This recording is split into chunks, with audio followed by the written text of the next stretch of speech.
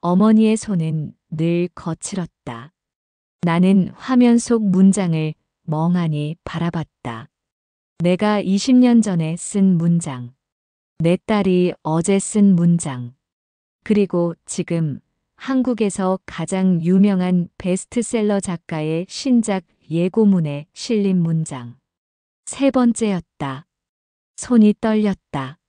스마트폰을 쥔 손가락 끝이 하얗게 질렸다. 엄마, 한서진 선생님, SNS 봤어? 우리 이야기에서 영감 받으셨나 봐. 18살 딸의 밝은 목소리가 귓가에 맴돌았다. 아니야, 수아야. 영감이 아니야. 저건 도둑질이야. 20년 전 나는 고등학생이었다. 신춘문예에 제출할 소설을 완성했지만 한서진이 내 원고를 잃어버렸다. 그리고 그의 신춘문예 수상작은 한서진의 이름으로 낸 내 소설이었다. 증거는 없었다. 손으로 쓴 원고가 전부였으니까. 안타깝네. 좋은 작품이었는데. 근데 지원아, 누가 믿어줄까? 원고도 없는 내 말을. 동아리방에서 그녀가 내게 속삭인 말. 그날 이후 나는 단 한 줄도 쓰지 못했다. 20년이 지났다. 한서진은 베스트셀러 작가가 됐고 나는 동네 서점 주인이 됐다. 그걸로 끝인 줄 알았다. 그런데 그녀가 이번엔 내 딸을 노리고 있었다. 멘토링이라는 이름으로, 가르친다는 명분으로, 또다시 문장을 훔치려고. 나는 스마트폰을 꽉 쥐었다. 화면 속 한서진의 프로필 사진이 빛났다. 완벽한 미소, 화려한 수상 경력, 20년간 쌓아온 명성. 하지만 이번엔 달랐다. 이번엔 증거가 있었다. 이번엔 나 혼자가 아니었다. 이번엔 절대 당하지 않을 것이다. 나는 전화기를 들었다. 첫 번째 번호를 눌렀다. 20년 전처럼 울며 잠들지 않을 것이다. 싸울 것이다. 끝까지. 나는 서점 카운터에 앉아 낡은 장부를 정리하고 있었다. 2024년 10월의 마지막 날, 책과 쉼표 서점은 오늘도 한산했다. 오전 내내 손님이라곤 동네 할머니 한 분이 달력을 사러 오신 게 전부였다. 엄마, 나왔어. 현관문이 열리며 딸 수아의 목소리가 들렸다. 평소보다 한 옥타브 높은 음성이었다. 나는 고개를 들었다. 벌써? 오늘 일찍 끝났네. 엄마. 있잖아. 수아가 가방을 던지다시피 하며 카운터로 달려왔다. 얼굴이 상기되어 있었고 눈이 반짝였다. 18살 고3이 이렇게 들뜰 수 있구나 싶었다. 뭔데 그래? 무슨 좋은 일 있어? 엄마, 한서진 작가님 알지? 나는 손에 들고 있던 볼펜을 떨어뜨렸다. 바닥에 떨어진 펜이 또각또각 구르는 소리가 유난히 크게 들렸다. 엄마, 알지. 베스트셀러 작가잖아. 나는 애써 침착한 척 펜을 주워들었다. 하지만 손끝이 미세하게 떨리고 있었다. 한서진. 20년 만에 듣는 그 이름이 가슴 한복판을 찔렀다. 그 작가님이 우리 학교에서 특강하신대. 다음 주 금요일에. 그래. 그것뿐만 아니야. 특강 듣고 나서 우수학생 3명 선발해서 6개월 동안 1:1 멘토링 해주신대. 완전 대박이지? 수아는 내 반응을 기다리며 눈을 반짝였다. 나는 입술을 깨물었다. 뭐라고 대답해야 할까? 수아야, 그 사람은 엄마의 인생을 망친 사람이야. 그 사람 밑에서 절대 배우면 안 돼. 엄마, 왜 그래? 안 좋아 보여. 아니야. 그냥 갑자기 속이 좀. 엄마, 괜찮아? 오늘 점심 먹었어? 먹었어. 걱정 마. 그보다 수아야. 나는 딸의 손을 잡았다. 차갑고 작은 손이었다. 이 손으로 키보드를 두드려 얼마나 많은 문장을 썼을까. 엄마가 하고 싶은 말이 있는데 그때 현관문이 다시 열렸다. 남편이 퇴근하는 시간치곤 이른 시각이었다. 여보, 나왔어. 아, 수아도 왔네. 아빠, 있잖아. 한서진 작가님이.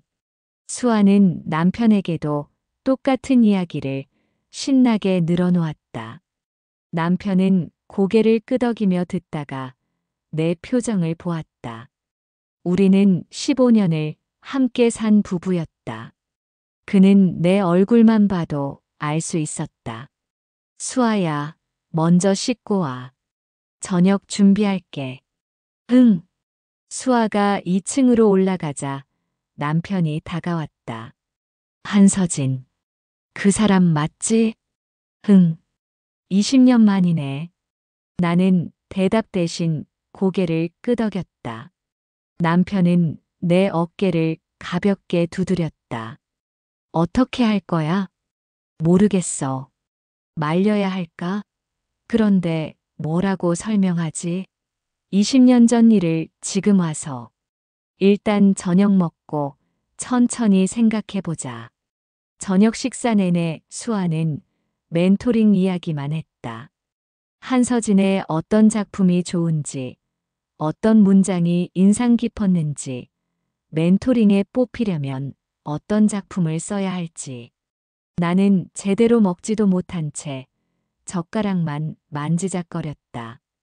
엄마는 한서진 작가님 작품 중에 뭐가 제일 좋아? 엄마는 잘 모르겠다.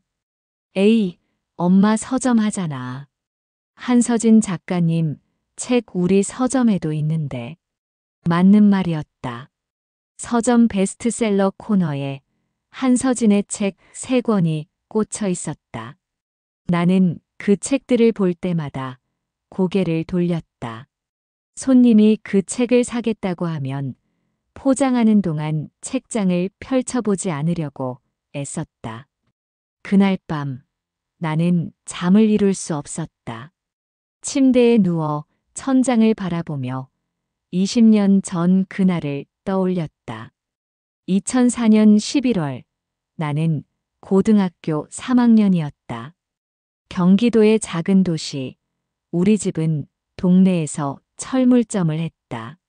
아버지는 과묵한 분이셨고 어머니는 집에서 미식 일을 하셨다. 나는 책 읽기와 글쓰기를 좋아했다. 국어 선생님이 처음 내 글을 보셨을 때 말씀하셨다. 지원아, 너 글재주가 정말 좋구나. 작가 한번 해볼 생각 없니? 그때부터였다. 나는 작가가 되고 싶었다. 낡은 공책에 연필로, 볼펜으로, 온갖 필기구로 문장들을 채워 넣었다. 집이 가난해서 컴퓨터가 없었다. 학교 도서관 컴퓨터를 쓰려면 예약을 해야 했고, 시간도 30분으로 제한되어 있었다. 고3 여름 담임 선생님이 나를 부르셨다. 지원아, 너 글 쓰는 거 좋아한다며? 문예부 늦게라도 들어가 볼래? 문예부요? 흥. 신춘문예 준비하는 애들이 몇 명 있는데 내가 합류하면 좋을 것 같아서. 혼자 쓰는 것보다 같이 합평하면 더 좋잖아. 나는 고개를 끄덕였다. 문예부 선배들은 이미 졸업했고 3학년은 나를 포함해 4명뿐이었다. 그중 한 명이 한서진이었다. 안녕. 난 한서진이야. 서진은 키가 크고 날씬했다. 긴 생머리를 한쪽으로 넘기는 모습이 드라마 주인공 같았다. 명품 브랜드 로고가 박힌 가방, 최신형 노트북, 비싼 만년필. 이지원이야. 선생님이 내 얘기하시더라. 글 잘 쓴다고. 아니야, 그냥. 우리 이번 신춘문예 같이 준비하자. 합평회 하면서. 문예부는 매주 수요일 방과 후에 모였다. 각자 쓴 원고를 읽고 서로 의견을 나눴다. 나는 2달 동안 매일 밤 글을 썼다. 어머니의 손이라는 제목의 단편 소설이었다. 미싱사로 평생을 살아오신 어머니의 이야기, 거친 손으로 천을 꿰매며 가족을 먹여 살린 여자의 이야기. 나는 그 문장들을 사랑했다. 11월 말이었다. 신춘문예 제출 마감이 일주일 앞으로 다가왔다. 다들 원고 거의 완성했지? 다음 주 수요일에 최종 합평하고 제출하자. 서진이 말했다. 근데 지원아, 너 원고 손으로 쓴 거야? 응. 컴퓨터가 없어서. 그럼 내가 타이핑해 줄게. 어차피 내 거 타이핑하면서 내 것도 같이 치면 되잖아. 정말 고마워. 당연하지. 우리 같은 팀이잖아. 나는 원고 뭉치를 서진에게 건넸다. 원고지 80매가 넘는 손글씨 원고였다. 출력해서 수요일에 가져올게. 고마워, 서진아. 하지만 수요일이 됐는데 서진이 나타나지 않았다. 문예부실에 다른 부원 둘만 있었다. 서진이 어디 갔어? 아까 연락 왔는데 학원 가야 한대. 오늘 못 온대. 그럼 내 원고는? 원고? 무슨 원고? 나는 서진에게 전화를 걸었다. 3번을 걸었지만 받지 않았다. 문자를 보냈다. 서진아, 내 원고 출력했어? 1시간 후에 답장이 왔다. 미안. 깜빡했어. 내일 가져올게. 하지만 다음 날도, 그 다음 날도 서진은 원고를 가져오지 않았다. 금요일, 나는 서진을 복도에서 붙잡았다. 서진아, 내 원고. 아, 그거. 미안. 잃어버린 것 같아. 서진의 표정엔 미안함이 없었다. 오히려 뻔뻔했다. 뭐? 집에서 아무리 찾아도 없더라. 정말 미안해. 나는 아무 말도 할 수 없었다. 유일한 원고였다. 컴퓨터 파일도 없었다. 손으로 쓴 원고가 전부였다. 신춘문예 제출 마감일이 지나갔다. 나는 제출하지 못했다. 12월 초 문예부실 청소를 하던 후배가 소리쳤다. 선배, 이거 뭐예요? 책상 안쪽 서랍. 평소에 잘 안 쓰는 곳에서 원고 뭉치가 나왔다.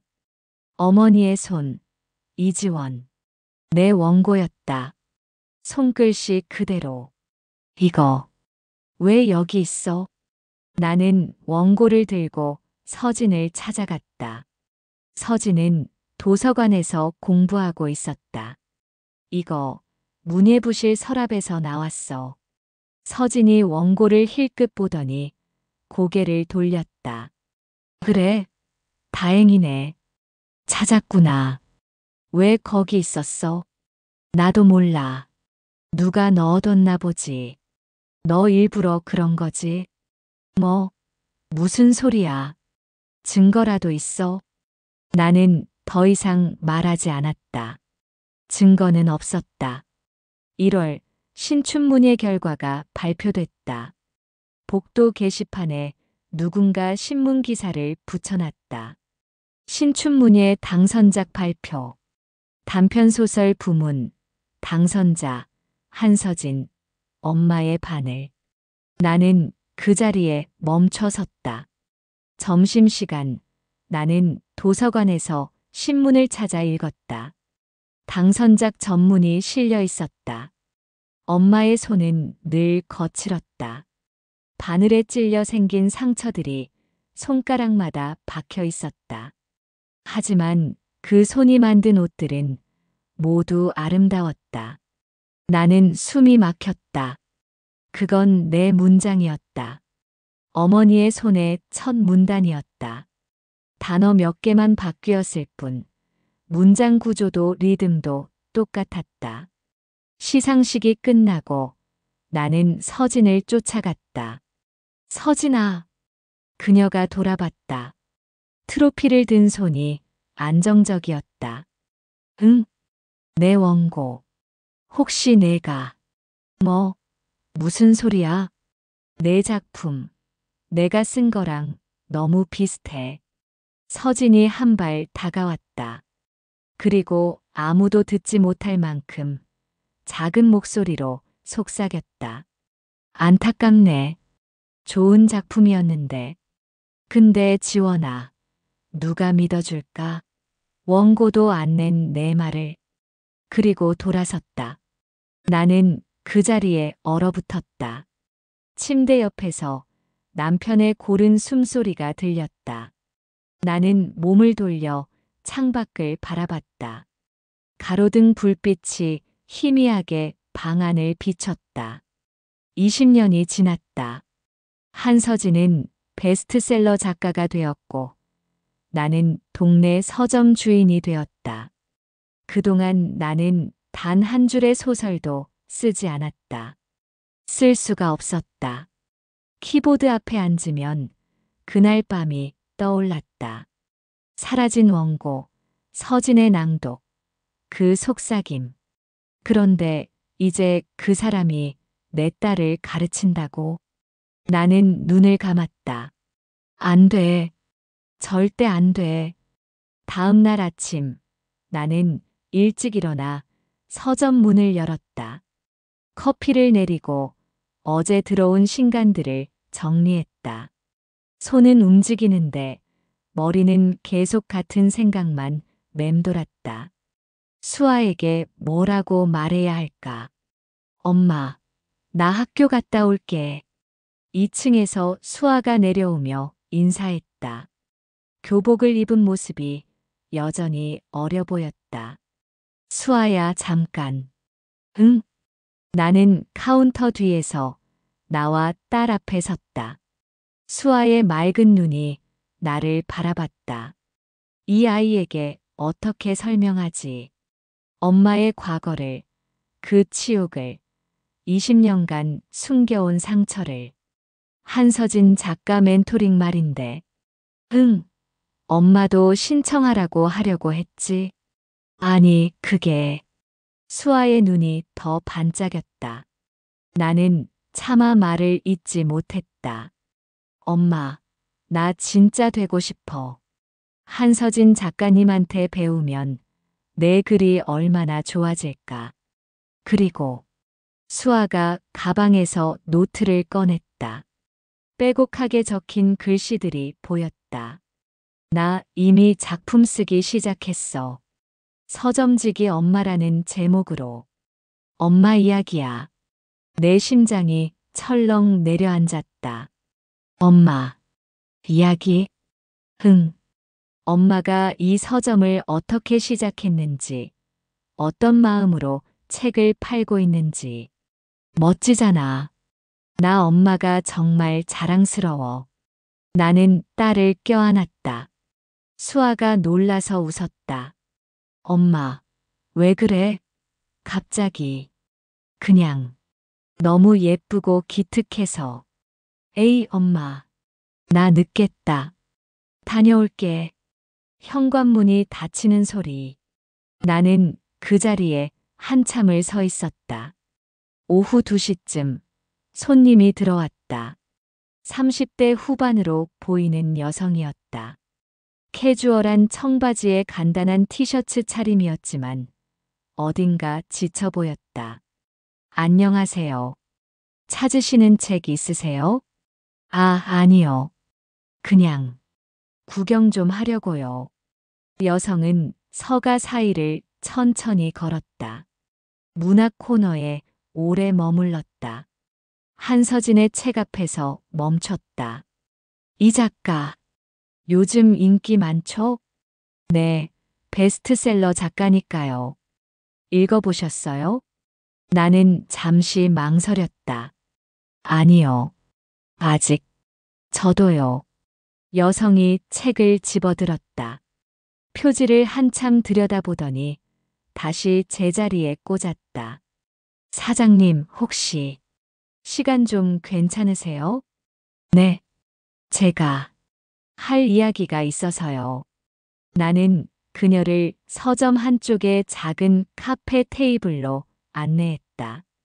커피를 내려주고 맞은편에 앉았다. 저는 박은지라고 해요. 프리랜서 작가고요. 아, 작가시군요. 어떤 걸 쓰세요? 주로 웹소설이요. 그런데 은지가 커피잔을 두 손으로 감쌌다.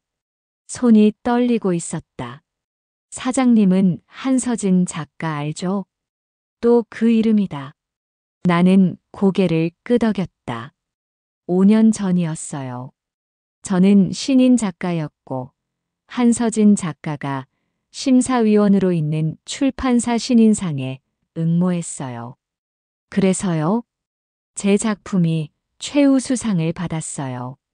잃어버린 정원이라는 단편 연작이었죠. 한 여자가 어린 시절 살던 집의 정원을 찾아가는 이야기였어요. 은지가 가방에서 낡은 책 한 권을 꺼냈다. 이게 제 책이에요.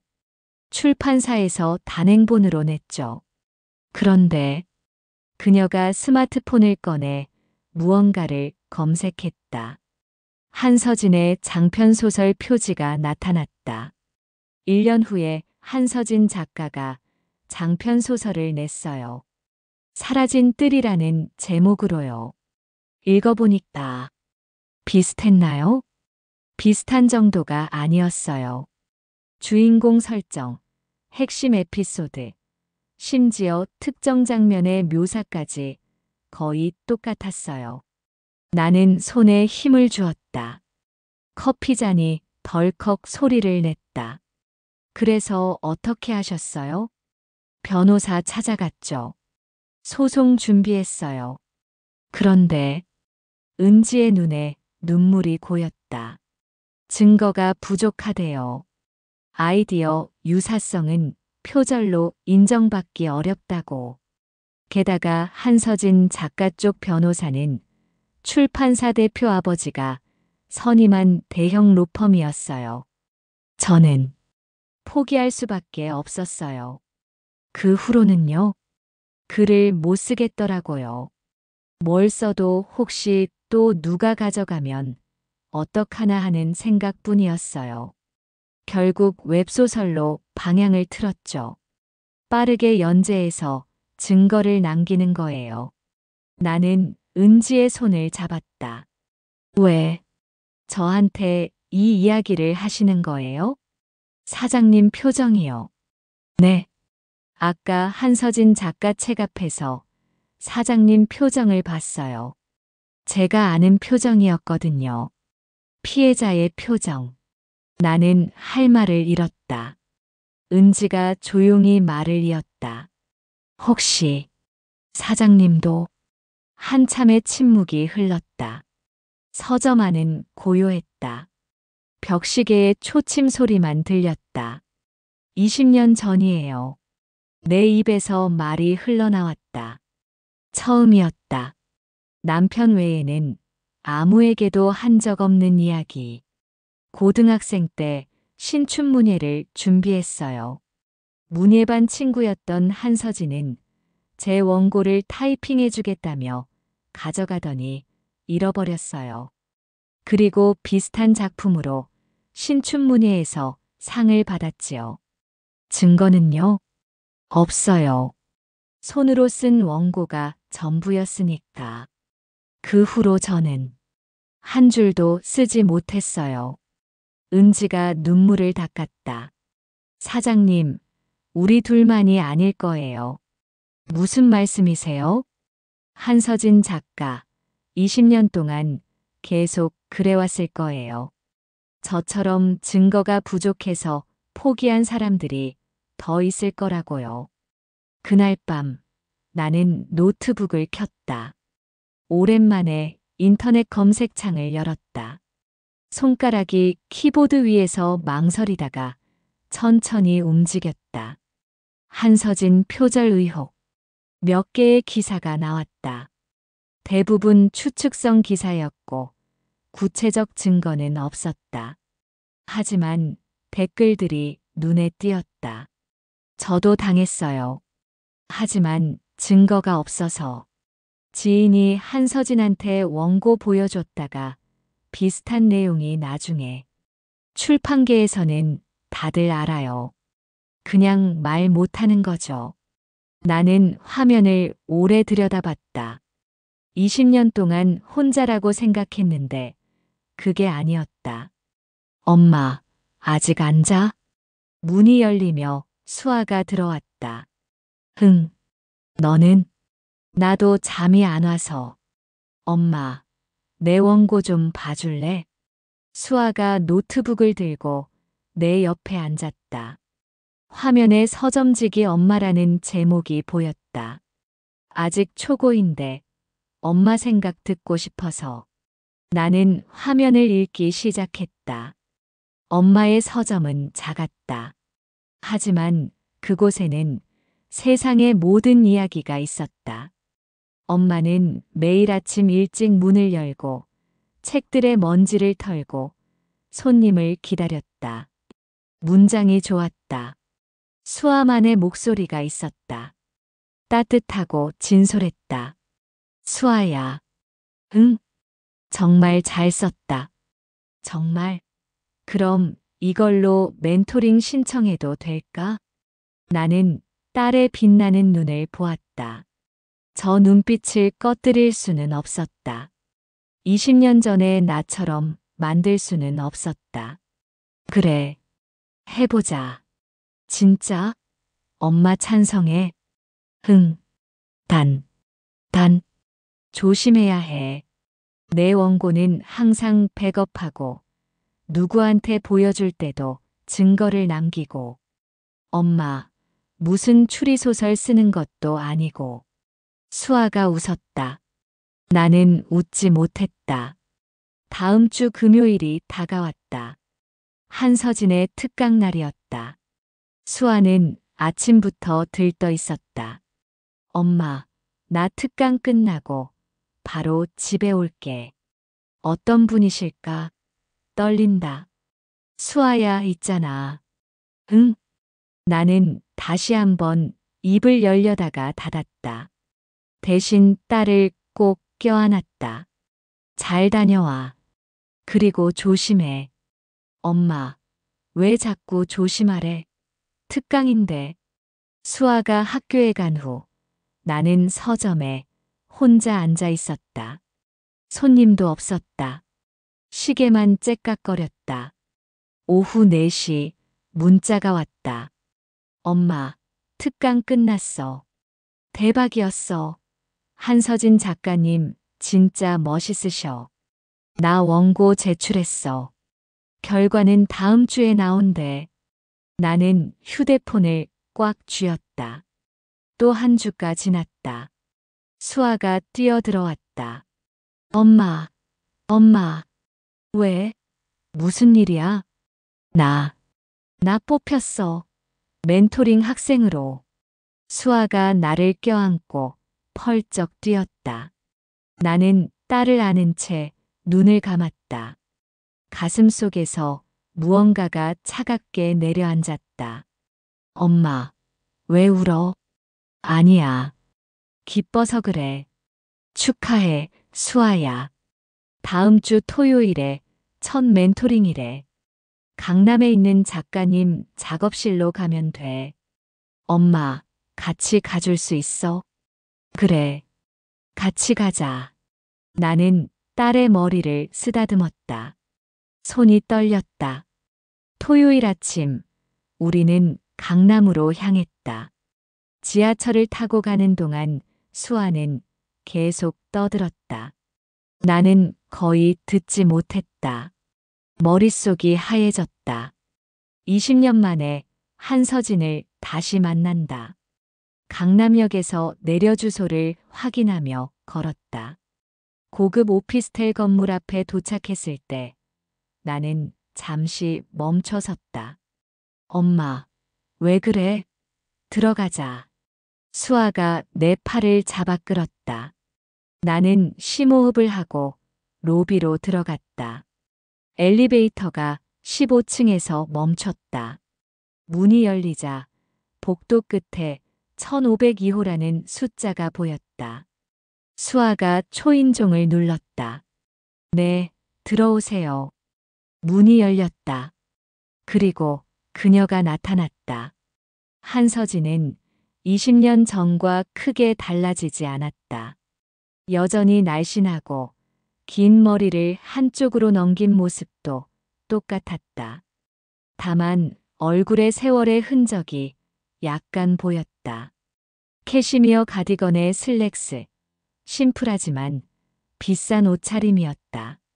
어서 오세요. 수아 학생이죠? 그리고 서진의 시선이 나에게 향했다. 그녀의 눈이 살짝 커졌다. 알아봤다. 학부모님이시군요. 안녕하세요. 그녀가 손을 내밀었다. 나는 그 손을 잡았다. 차가웠다. 안녕하세요. 수아 어머니 이지원입니다. 이지원. 서진이 내 이름을 천천히 되뇌었다. 입꼬리가 미세하게 올라갔다. 반갑습니다. 들어오세요. 작업실은 넓고 깔끔했다. 한쪽 벽면 전체가 책장이었고 다른 쪽에는 큰 창문으로 강남의 빌딩 숲이 보였다. 책상 위에는 최신형 맥북과 각종 문학 잡지들이 놓여 있었다. 와, 정말 멋있다. 수아가 눈을 반짝이며 둘러봤다. 고마워요. 자, 앉으세요. 커피 드릴게요. 서진이 에스프레소 머신으로 커피를 내렸다. 익숙한 손놀림이었다. 수아 학생 원고. 정말 인상 깊게 읽었어요. 서점지기 엄마. 제목부터 마음에 들더라고요. 감사합니다. 어머니께서 서점을 하시나 봐요? 서진이 나를 보며 물었다. 네. 작은 동네 서점이에요. 멋진 일이네요. 요즘 독립서점하기 쉽지 않으실 텐데. 그럭저럭요.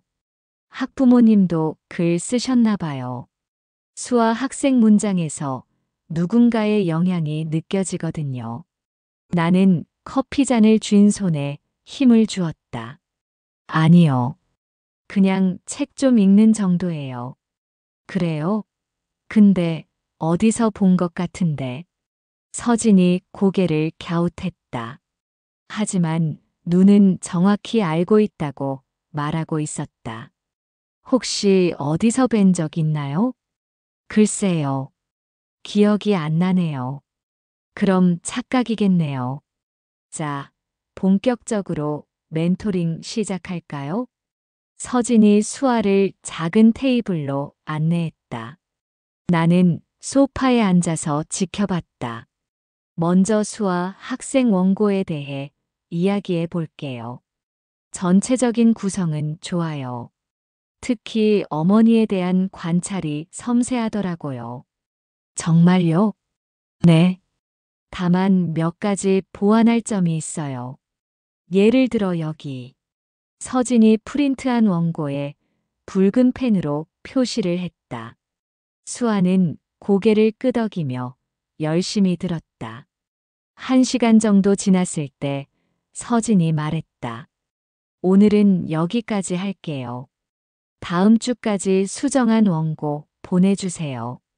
네. 감사합니다, 선생님. 그리고 수아 학생. 네. 이 작품 정말 가능성이 있어요. 잘 다듬으면 공모전에도 낼 수 있을 것 같아요. 수아의 얼굴이 환해졌다. 나는 가슴이 답답했다. 어머니, 잠깐만 이야기 나눠도 될까요? 서진이 일어서며 말했다. 수아는 서가 쪽을 구경하러 갔다. 20년 만이네, 지원아. 서진이 낮은 목소리로 말했다. 기억하고 있었네. 당연히 기억하지. 같은 동아리였는데. 그럼 그때 일도? 서진이 커피를 한 모금 마셨다. 무슨 일? 내 원고. 아, 그거. 안타까웠지. 원고를 잃어버리다니. 잃어버린 게 아니라 숨긴 거였어. 증거라도 있어? 서진의 목소리가 차갑게 식었다. 내 작품이 내 글과 너무 비슷했어. 비슷한 게 증거는 아니잖아. 우연일 수도 있고. 우연이라고 생각해? 20년이나 지난 일을 왜 지금 꺼내는 거야? 서진이 나를 똑바로 쳐다봤다. 내 딸 때문이야. 수아 학생, 재능 있던데? 어머니 닮아서 그런가. 제발 부탁이야. 내 딸한테는. 뭐, 내가 뭘 어떻게 한다는 건데. 서진이 웃었다. 20년 전 동아리에서 본 그 웃음이었다. 이지원, 과거에 집착하지 마. 그때는 내가 운이 없었던 거고, 지금 내 딸 수아는 운이 좋은 거야. 내가 멘토를 해준다는 건 축복이야. 축복이라고. 내 제자들이 얼마나 잘 되는지 알아. 작년에 가르친 학생은 신춘문예에 당선됐어. 나는 일어섰다. 수아야, 우리 가자. 벌써요? 엄마, 책 좀 더 보고. 가야 해. 수아가 아쉬운 표정을 지었다. 서진은 여전히 웃고 있었다. 다음 주 토요일 같은 시간에 봐요. 수아 학생. 집으로 돌아오는 길, 수아가 물었다. 엄마, 왜 그렇게 급하게 나온 거야? 그냥 급한 일이 생각나서. 한서진 작가님, 정말 좋으신 것 같아. 내 글을 그렇게 꼼꼼히 봐주시다니. 나는 대답하지 못했다. 그날 밤 박은지에게 전화를 걸었다. 은지 씨, 저 이지원이에요. 아, 사장님. 무슨 일이세요? 혹시 한서진한테 당한 사람들 더 찾을 수 있을까요? 잠시 침묵이 흘렀다. 왜요? 무슨 일 있으세요? 나는 오늘 있었던 일을 설명했다. 은지가 한숨을 쉬었다. 역시 또 시작하는군요. 무슨 뜻이에요? 한서진의 패턴이에요. 재능 있는 신인을 찾아서 멘토링한다는 명목으로 접근하고 원고를 받아보고 그중 좋은 건 은지의 말이 끊겼다. 가져가는 거군요. 네. 저도 그렇게 당했어요. 신인상 심사위원이었던 한서진이 제게 개인적으로 연락했죠. 다음 작품도 기대된다고, 초고를 보내달라고. 그래서요? 보냈죠. 바보같이. 그리고 1년 후에 제 아이디어로 쓴 한서진의 책을 서점에서 봤어요. 나는 주먹을 쥐었다. 다른 피해자들 연락처 받을 수 있을까요? 제가 아는 사람 3명 있어요. 연락해 볼게요. 근데 사장님. 네. 조심하세요. 한서진은 만만한 상대가 아니에요. 아버지가 대형 출판사 대표고 법적으로도 철저하게 준비되어 있어요. 알아요. 그래도 이번엔 달라요. 뭐가요? 증거를 남길 거예요. 모든 과정을. 전화를 끊고 나는 수아 방으로 갔다. 딸은 이미 잠들어 있었다. 책상 위에 노트북이 열려 있었다. 화면에는 서점지기 엄마 원고가 띄워져 있었다. 나는 수아의 클라우드 계정 설정을 확인했다. 자동 백업이 켜져 있었다. 그리고 원고 파일을 내 이메일로도 보냈다. 만약을 위해 다음 주 은지에게서 연락이 왔다. 사장님, 이번 주 수요일에 만날 수 있어요? 다른 피해자들도 같이요. 어디서요? 사장님 서점에서 하면 어떨까요? 조용하고 안전할 것 같아서요. 수요일 저녁 서점 문을 닫고 나는 4명의 여성을 맞았다. 박은지, 그리고 3명의 낯선 얼굴들. 소개할게요. 이분은 김나연 씨, 웹툰 작가예요. 3년 전에 한서진의 스토리 자문을 했다가 나연이 고개를 숙이며 인사했다. 제 웹툰 스토리를 한서진 작가가 소설로 각색했어요. 제 동의 없이요. 이분은 최수진 씨, 시나리오 작가고요. 한서진이 드라마 원작을 쓰면서 제 습작 시나리오를 거의 그대로 썼어요. 마지막으로 정혜윤 씨, 대학원에서 문예창작 전공하고 있어요. 학부 때 한서진 작가의 특강을 들었어요. 과제로 제출한 단편 소설이 6개월 후 한서진 작가의 단편집에 거의 그대로 실렸어요. 나는 4사람을 바라봤다. 모두 비슷한 표정이었다. 분노와 무력감이 섞인. 우리 모두 증거 부족으로 포기했어요. 은지가 말했다. 하지만 이번엔 다를 수 있어요. 사장님 딸분은 멘토링 과정 전체를 기록할 수 있잖아요. 어떻게요? 이메일, 메신저, 모든 대화를 저장하는 거예요. 그리고 원고 버전마다 타임스탬프를 남기고요. 나연이 말했다. 디지털 포렌식이 가능하면 누가 먼저 썼는지 증명할 수 있어요. 문제는 수진이 조심스럽게 말했다. 사장님 따님께서 진짜로 피해를 당해야 증거가 되는 거잖아요. 침묵이 흘렀다. 그건 나도 알고 있었다. 수아가 실제로 당해야만 법적 대응이 가능하다는 것을. 다른 방법은 없을까요? 우리 5명의 증언을 모으면 상습성은 입증할 수 있어요. 하지만 현재 진행형 사건이 있으면 훨씬 강력하죠.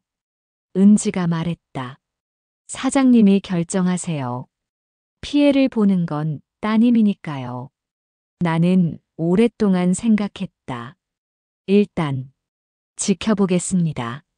모든 증거를 남기면서요. 그리고 정말로 한서진이 수아의 원고를 가져가려고 하면 그때 우리가 함께 움직이는 거예요. 혜윤이 고개를 끄덕였다. 20년 동안 계속된 범죄를 끝낼 수 있을지도 몰라요. 5명의 여자가 작은 서점에 모여 앉았다. 각자의 상처를 공유하고 각자의 분노를 나누었다. 그리고 우리는 결심했다. 이번엔 당하지 않겠다고. 멘토링이 시작된 지 1달이 지났다. 수아는 매주 토요일 강남으로 갔고 나는 매번 따라갔다. 서진은 나를 보며 미소 지었지만 눈은 차가웠다. 수아의 원고는 회를 거듭할수록 좋아졌다. 서진의 첨삭은 정확했고 조언은 날카로웠다. 나는 그게 더 무서웠다. 실력이 있는 사람이 나쁜 의도를 가지면 더 위험하니까. 엄마, 선생님이 이번 원고 정말 마음에 들어 하셨어. 집으로 돌아오는 길, 수아가 신나서 말했다. 그래, 뭐래? 출판사에 한번 보여주고 싶다고. 내가 고3인 걸 감안하면 정말 놀라운 수준이래. 내 가슴이 철렁했다. 출판사에. 응. 선생님, 아버지가 대형 출판사 대표실에. 거기 편집자분들한테 보여줄 수 있다고. 수아야. 응. 원고 파일. 선생님한테만 보냈어. 응. 이메일로. 클라우드 백업은? 당연히 했지. 엄마가 항상 하라고 해서. 나는 안도의 한숨을 쉬었다. 적어도 원본은 안전하게 보관되어 있다. 그날 밤 나는 은지에게 전화했다. 한서진이 움직이기 시작했어요. 뭐라고 했는데요? 출판사에 원고를 보여주고 싶대요. 그거예요. 그게 시작이에요. 은지의 목소리가 긴장했다. 제 경우도 그랬어요. 출판사에 보여주겠다고 하더니 몇 달 후에 한서진 이름으로 나왔죠. 이번엔 증거를 남기고 있어요. 모든 이메일, 모든 버전. 좋아요. 그리고 사장님. 네. 따님께 말씀하세요. 원고 파일에 워터마크를 넣으라고요. 눈에 보이지 않는 디지털 서명 같은 거요. 그게 가능해요? 네. 제가 아는 IT 전문가가 있어요. 소개해 드릴게요. 이틀 후, 나는 은지가 소개한 IT 전문가를 만났다. 30대 초반의 남자였는데, 이름은 김동현이었다. 원고 파일 보완이 필요하시다고요? 네. 제 딸이 쓴 원고를 누군가 가져갈까봐 걱정돼서요. 이해합니다. 몇 가지 방법이 있어요. 동현은 노트북을 열었다. 첫째, 파일 메타데이터를 철저히 관리하는 거예요. 생성 시간, 수정 시간이 모두 기록됩니다. 그건 이미 하고 있어요. 좋습니다. 둘째, 텍스트에 보이지 않는 특수 문자를 삽입하는 거예요. 복사해도 그대로 따라가는 일종의 지문 같은 거죠. 그럼 나중에 증명할 수 있나요? 물론입니다. 법정에서도 인정받을 수 있는 방법이에요. 나는 수아의 노트북을 맡겼다. 동현은 1시간 정도 작업한 후 돌려줬다. 이제 새로 작성하는 모든 문서에 자동으로 워터마크가 삽입됩니다. 복사하거나 수정해도 흔적이 남아요. 고맙습니다. 그리고 이거. 동현이 작은 USB를 건넸다. 혹시 모르니까 모든 버전을 여기에도 백업하세요. 타임스탬프가 정확히 찍힙니다. 집으로 돌아와 수아에게 노트북을 돌려줬다. 엄마, 노트북 왜 가져갔어? 보안 프로그램 좀 깔았어. 요즘 해킹이 많다잖아. 엄마, 너무 걱정 많은 거 아니야? 나는 딸의 머리를 쓰다듬었다. 엄마는 내가 소중하니까. 5번째 멘토링이 있던 날이었다. 나는 평소처럼 수아를 데려다주고 소파에 앉았다. 수아 학생, 오늘은 특별한 제안이 있어요. 서진이 밝은 표정으로 말했다. 네. 다음 달에 청소년 문학 공모전이 있어요. 제가 추천서를 써드릴게요. 정말요? 네. 이 작품이라면 충분히 수상 가능해요. 수아의 눈이 반짝였다. 나는 불길한 예감이 들었다. 단 몇 가지 수정이 필요해요.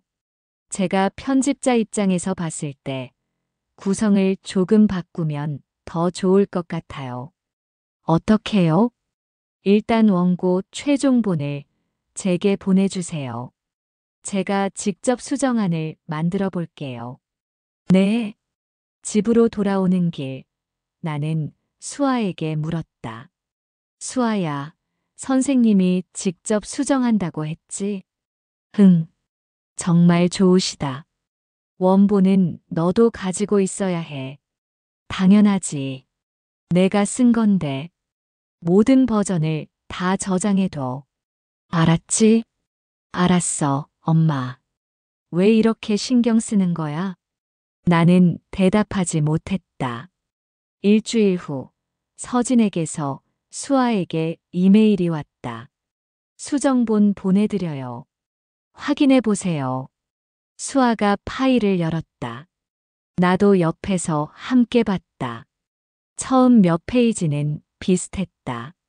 하지만 중반부터 달라졌다.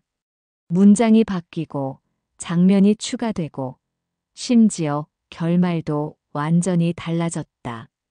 와, 선생님이 이렇게 많이 고쳐주셨어. 수아는 감탄했다. 하지만 나는 소름이 돋았다. 이건 수정이 아니었다. 거의 새로 쓴 거나 다름없었다. 수아야. 응? 내 원본하고 선생님이 수정한 거하고 비교해봐. 왜? 그냥 한번 보고 싶어서. 수아가 두 파일을 나란히 열었다. 나는 하나하나 대조했다. 서진이 쓴 문장들이 눈에 들어왔다. 수아의 순수하고 따뜻한 문체가 사라지고 세련되고 계산된 문체로 바뀌어 있었다. 엄마, 이게 더 좋은 것 같아. 역시 프로는 다르다. 수아야, 이건 내 글이 아니야. 뭐? 선생님이 거의 다 다시 쓴 거야. 내 문장은 거의 안 남아 있어. 그래도 더 좋잖아. 이렇게 해야 공모전에서 이길 수 있대. 나는 딸의 어깨를 잡았다. 수아야, 내 글로 상 받는 게 의미 있지. 남이 써준 글로 상 받는 게 무슨 의미야? 엄마는 왜 그래? 선생님이 좋은 마음으로 도와주시는데. 좋은 마음이 아니야. 그럼 뭔데? 나는 입을 다물었다. 어떻게 설명하지? 20년 전 일을, 서진의 본성을. 엄마, 요즘 너무 예민한 것 같아. 한서진 선생님한테 뭔가 편견 있는 거 아니야? 수아가 방으로 들어가 버렸다.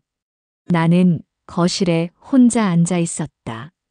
휴대폰이 울렸다. 은지였다. 사장님, 한서진 SNS 봤어요? 아니요. 왜요? 지금 당장 보세요. 나는 서진의 인스타그램을 열었다. 최신 게시물이 눈에 들어왔다. 새로운 중편 작업 중입니다.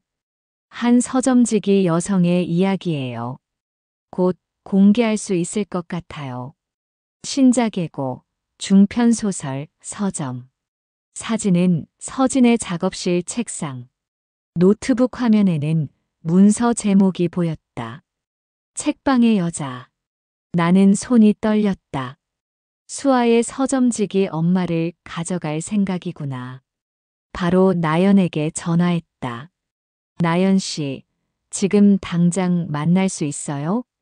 무슨 일이세요? 한서진이 움직이고 있어요.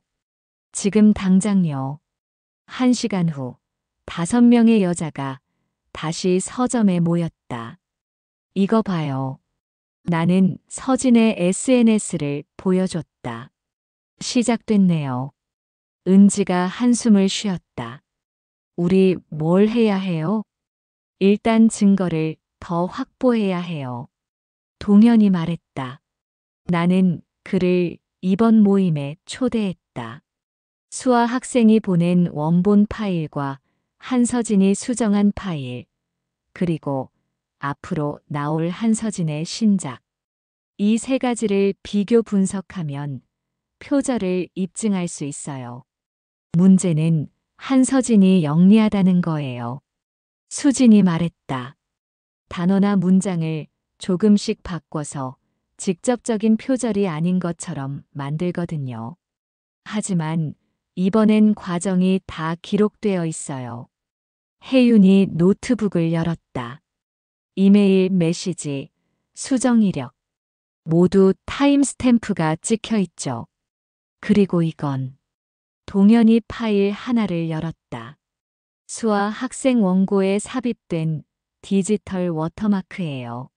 한서진이 이 파일을 복사해서 쓰면 워터마크도 함께 복사됩니다. 정말요? 네. 눈에 보이지 않지만 분명히 존재해요. 법정에서 충분히 증거로 쓸 수 있어요. 나는 5사람을 바라봤다. 우리 이번엔 끝까지 가봐요. 동의해요.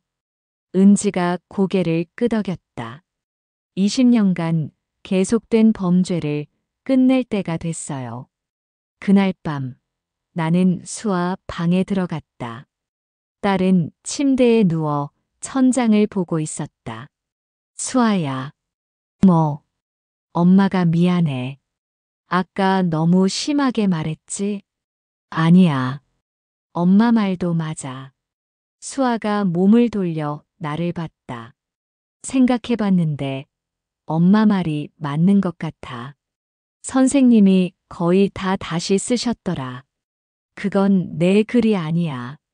나는 딸을 꼭 안았다. 수아야, 내 글은 충분히 좋아.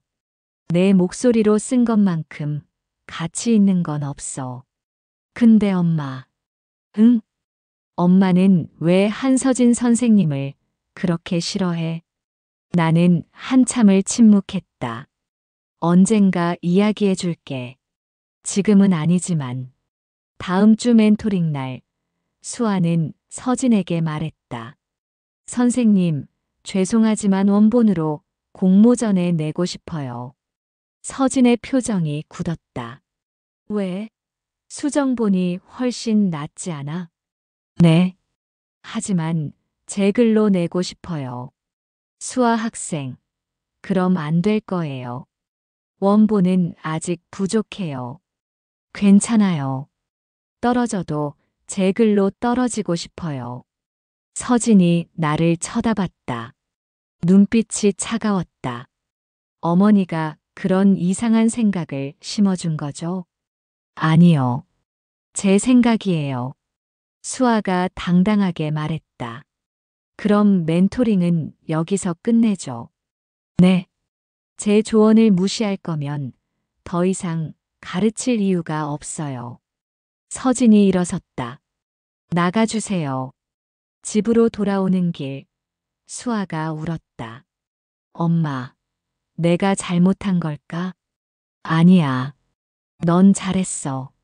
근데 왜 이렇게 서운하지? 그건 내가 선생님을 믿었으니까. 그날 밤 11시 수아에게 이메일이 왔다. 발신자는 한서진이었다. 수아 학생, 오늘은 제가 감정적이었네요. 미안해요. 다시 생각해보니 학생의 의견도 존중해야겠어요. 다음 주에 다시 만날까요? 그리고 원고 최종본 한 번만 더 보내주세요. 제가 출판사 편집자분께 원본 그대로 보여드릴게요. 수아가 기뻐하며 내게 보여줬다. 엄마, 선생님이 이해해 주셨대. 나는 이메일을 읽으며 온몸이 차가워졌다. 원고 최종본을 보내달라. 바로 이거다. 이게 서진의 진짜 목적이었다. 나는 은지에게 문자를 보냈다. 한서진이 미끼를 던졌어요. 곧 결정적인 순간이 올 거예요. 수아는 서진에게 원고 최종본을 보냈다. 나는 모든 과정을 지켜봤다. 이메일 전송 시간, 파일 크기, 메타데이터까지 모두 기록했다. 엄마, 이제 됐지? 응, 잘했어. 그리고 우리는 기다렸다. 이틀 후, 서진의 SNS에 새로운 게시물이 올라왔다. 신작 중편 책방에 여자 탈고했습니다. 한 서점 주인의 삶과 그 딸의 이야기. 다음 달 문예지에 발표됩니다. 신작 중편 소설. 수아가 그 글을 보고 기뻐했다. 엄마, 선생님이 우리 이야기에서 영감을 받으셨나 봐. 나는 아무 말도 하지 않았다. 대신 은지에게 전화를 걸었다. 움직였어요. 시간이 얼마나 남았어요? 한 달. 문예지 발표 전에 우리가 먼저 움직여야 해요. 다음 날 나는 변호사 사무실을 찾았다. 김혜란 변호사는 40대 중반의 날카로운 인상을 가진 여성이었다. 지적재산권 침해 건으로 상담받고 싶다고 하셨죠? 네. 제 딸의 소설을 누군가 표절했어요. 나는 준비한 자료들을 꺼냈다. 수아의 원본 파일, 서진에게 보낸 이메일들, 클라우드 백업 기록, 디지털 워터마크 분석 보고서. 혜란 변호사는 1시간 동안 자료를 검토했다. 증거가 탄탄하네요. 정말요? 네. 특히 디지털 워터마크와 타임스탬프가 결정적입니다. 누가 먼저 썼는지 명확하게 증명할 수 있어요. 그럼 소송 가능한가요? 가능합니다. 다만, 혜란 변호사가 잠시 망설였다. 상대방이 한서진이라면 쉽지 않을 거예요. 아버지가 대형 출판사 대표고 법률팀도 막강하거든요. 그래도 해야 해요. 또 하나, 다른 피해자들도 함께 움직이면 어떨까요? 상습성을 입증하면 훨씬 유리합니다. 이미 4명의 피해자를 확보했어요. 4명이나요? 나는 은지를 비롯한 다른 피해자들의 이야기를 설명했다. 혜란 변호사의 눈이 빛났다. 이건 단순한 표절 사건이 아니네요. 20년간 지속된 조직적 범죄예요.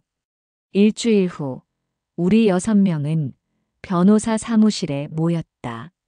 이지원, 박은지, 김나연, 최수진, 정혜윤, 그리고 김혜란 변호사. 먼저 민사소송부터 시작하겠습니다. 혜란 변호사가 설명했다.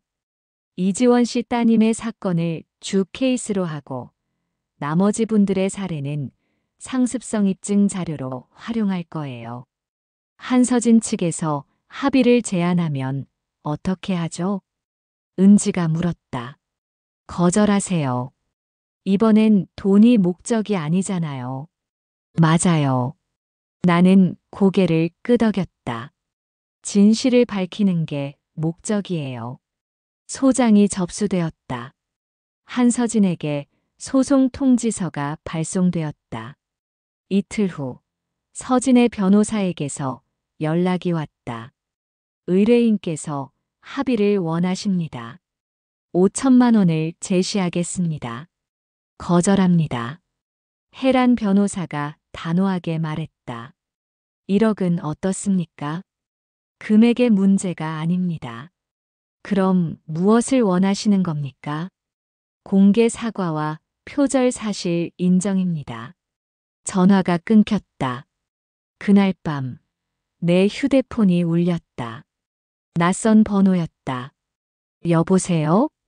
이지원, 나 한서진이야. 무슨 일이야? 만나서 이야기할 수 있을까? 단둘이. 만날 이유가 없는데. 제발 한 번만. 목소리에 절박함이 묻어 있었다. 내일 오후 2시 내 서점으로 와. 다음 날 서진이 서점에 나타났다. 명품 가방과 선글라스로 무장했지만 얼굴은 피곤해 보였다. 앉아.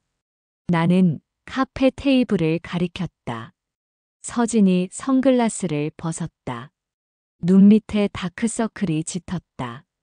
지원아, 이거 정말 끝까지 갈 거야? 흥. 제발 생각 좀 해봐. 나도 가족이 있어. 이렇게 되면 내 인생이 망가져. 20년 전에 내 인생도 망가졌어. 서진이 입술을 깨물었다. 그건 실수였어. 사과했잖아. 실수?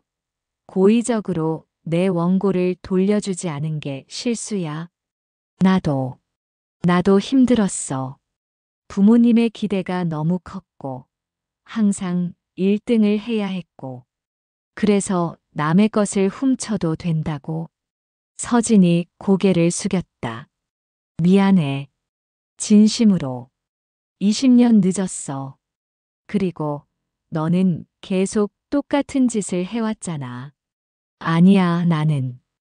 은지 씨, 나연 씨, 수진 씨, 혜윤 씨. 모두 너한테 당했어. 서진의 얼굴이 창백해졌다. 그 사람들이 다 모인 거야? 그래. 그리고 이번엔 증거가 있어. 디지털 포렌식 자료, 타임스탬프에 워터마크까지. 워터마크?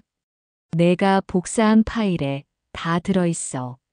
눈에 보이지 않지만 분명히 존재한다고. 서진이 양손으로 얼굴을 감쌌다. 어떻게 하면 되는 거야? 법정에서 진실을 말해. 모든 표절을 인정하고 공개 사과해. 그럼 내 경력은 끝이야. 작가 생활도 명성도 모두.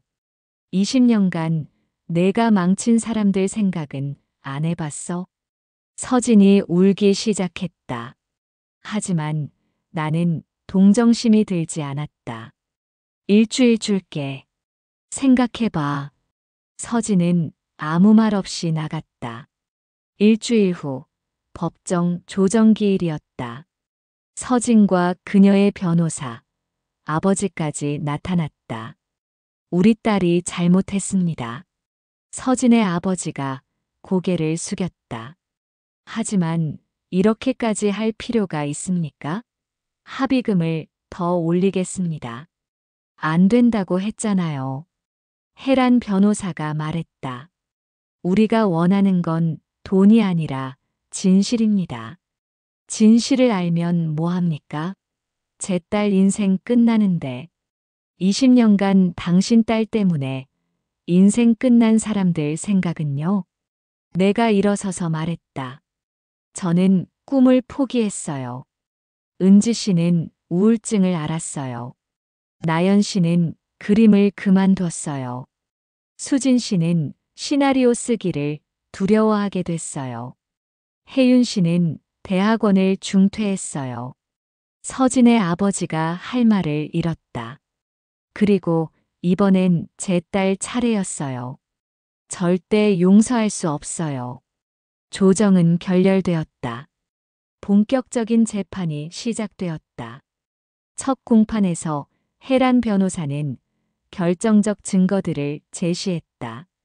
이것은 피해자 이수와 학생의 원본 파일입니다. 작성일자는 2024년 9월 15일입니다. 스크린에 메타데이터가 떴다. 그리고 이것은 한서진이 문예지에 제출한 책방의 여자 원고입니다. 작성일자는 10월 20일입니다. 시간상으로는 피고인이 나중에 쓴 게 맞습니다. 서진의 변호사가 반박했다. 하지만 이것을 보십시오. 혜란 변호사가 새로운 자료를 제시했다. 디지털 워터마크 분석 결과입니다. 한서진의 파일에 이수와 학생의 원본에 삽입된 워터마크가 그대로 남아 있습니다. 방청석이 술렁였다. 이는 한서진이 이수와 학생의 파일을 복사했다는 명백한 증거입니다. 서진의 얼굴이 하얗게 질렸다. 그리고 이것은 과거 피해 사례들입니다. 은지, 나연, 수진, 혜윤이 차례로 증언대에 섰다. 각자의 피해 사례를 진술했다. 이처럼 한서진은 20년간 신인 작가들의 작품을 조직적으로 표절해 왔습니다. 재판부의 표정이 굳어졌다. 두 번째 공판에서 결정적 순간이 왔다. 피고인, 마지막으로 할 말이 있습니까? 판사가 물었다. 서진이 일어섰다. 한참을 침묵하다가 입을 열었다. 죄송합니다. 작은 목소리였다. 20년 전부터 저는 계속 거짓말을 해왔습니다. 방청석이 조용해졌다. 고등학교 때 이지원 씨의 원고를 훔쳤습니다. 그리고 그걸로 대상을 받았습니다. 서진의 목소리가 떨렸다. 그 후로도 계속했습니다. 박은지 씨, 김나연 씨, 최수진 씨, 정혜윤 씨 모두에게 죄송합니다. 그리고 이수아 학생, 정말 미안해. 너의 아름다운 글을 빼앗으려 했어. 서진이 고개를 숙였다. 변명하지 않겠습니다. 모든 걸 인정합니다. 판결은 명확했다. 피고인 한서진은 원고인 이수아의 저작권을 침해했음을 인정한다. 손해배상금 3천만 원을 지급하고 공개 사과문을 발표할 것을 명한다. 또한 한국문인협회에 본 사실을 통보하여 적절한 조치가 이루어지도록 권고한다. 방청석에서 박수가 터져나왔다. 재판이 끝나고 우리 5명은 법원 계단에 서 있었다. 끝났네요. 은지가 말했다. 20년 만에 나는 하늘을 올려다봤다. 맑은 가을 하늘이었다. 이제 시작이에요. 뭐가요? 진짜 우리의 이야기를요. 다음 날 주요 언론에 기사가 쏟아졌다. 베스트셀러 작가 한서진, 20년간 표절 범죄 신인 작가 등쳐먹은 문학계 사기꾼, 디지털 워터마크로 밝혀낸 표절의 증거. 한서진의 모든 책이 서점에서 철수되었다. 출판사는 절판을 선언했다. 각종 문학상 수상이 취소되었다. 일주일 후 한서진은 대중 앞에서 공개 사과를 했다. 20년간 많은 분들께 상처를 드렸습니다. 특히 이지원 씨, 박은지 씨, 김나연 씨, 최수진 씨, 정혜윤 씨, 그리고 이수아 학생에게 진심으로 사죄드립니다. 카메라 플래시가 터졌다. 저는 작가로서의 모든 활동을 중단하겠습니다. 그것이 제가 할 수 있는 최소한의 책임입니다. 한서진은 그 후 대중 앞에서 사라졌다. 6개월이 지났다. 내 서점 간판이 바뀌었다. 책과 쉼표, 작가들의 쉼표. 1층은 여전히 서점이었다. 하지만 2층이 달라졌다. 작은 집필실 10개가 생겼다. 어서 오세요. 문을 열고 들어온 젊은 여성에게 인사했다. 여기가 무료로 쓸 수 있다는 집필실인가요? 네. 신인 작가님들을 위한 공간이에요. 정말 무료예요? 네. 다만 한 가지 규칙이 있어요. 나는 벽에 걸린 액자를 가리켰다. 여기는 누구도 당신의 문장을 훔쳐가지 않습니다. 여성의 눈에 눈물이 고였다. 감사합니다.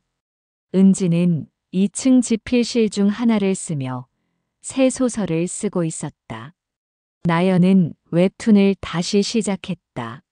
수지는 시나리오를 쓰고 있었고 혜유는 대학원에 복학했다. 그리고 나 오랜만에 노트북을 열었다. 새 문서를 만들고 제목을 적었다. 도둑 맞은 문장들. 첫 문장을 썼다. 어머니의 손은 늘 거칠었다. 20년 만에 쓰는 문장이었다. 손가락이 떨렸지만 멈추지 않았다. 하지만 그 손이 만든 것들은 모두 아름다웠다. 수아가 2층으로 올라왔다. 엄마, 글 쓰고 있어? 흥. 뭐 쓰는데? 우리 이야기.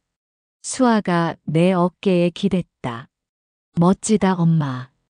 딸이 자신의 지필실로 들어갔다. 수아는 서점지기 엄마 원본으로 청소년 문학상을 받았다. 그리고 지금은 다음 작품을 쓰고 있었다. 창밖으로 석양이 비쳤다. 서점 간판에 그림자가 길게 드리워졌다. 나는 다시 키보드를 두드리기 시작했다. 20년간 잃어버렸던 문장들이 돌아오고 있었다. 그리고 알았다.